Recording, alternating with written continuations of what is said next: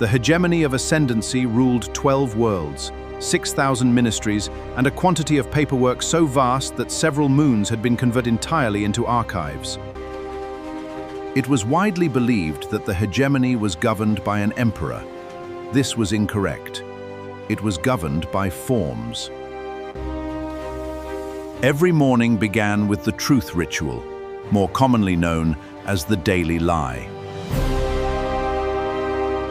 Attendance was compulsory. Enthusiasm was expected. A failure to appear enthusiastic was subject to educational correction. Glory to the hegemony! The voice officer led the ritual, his voice booming through speakers. Not even the lavatory blocks were immune. Obedience is truth! Obedience! The Hegemony of Ascendancy had been perfecting this sort of thing for 3 centuries. It ruled 12 worlds, give or take the occasional rebellion, and survived by being suspicious of itself.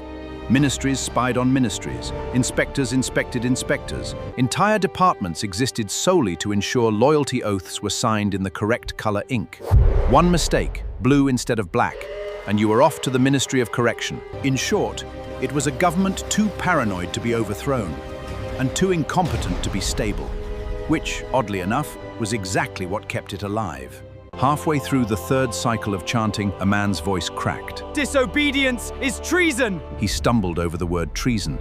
A gasp spread, quickly suppressed. 3 watchers moved in, efficient as vultures, and the man was dragged away. He was unlikely to be seen again, except perhaps as the subject of an educational pamphlet on the dangers of inattention. Above the ceremony, Admiral Marston watched with the weary expression of a man who had attended far too many loyalty events. An aide approached, holding a sealed envelope. Marston slit it open with his thumbnail. 6 words, printed in tidy block letters. Your fleet is compromised by traitors. No evidence, just accusation. Which, in the hegemony, was the same thing as proof. Marston sighed. Of course it is. The aide wisely pretended not to hear. By nightfall, half his officers were under arrest. By the end of the week, his command had imploded. Thus, one unsigned note achieved what 3 rival fleets and 2 foreign wars had failed to do. In the Hegemony of Ascendancy, it was never the enemy outside you had to fear. It was the memo, always the memo.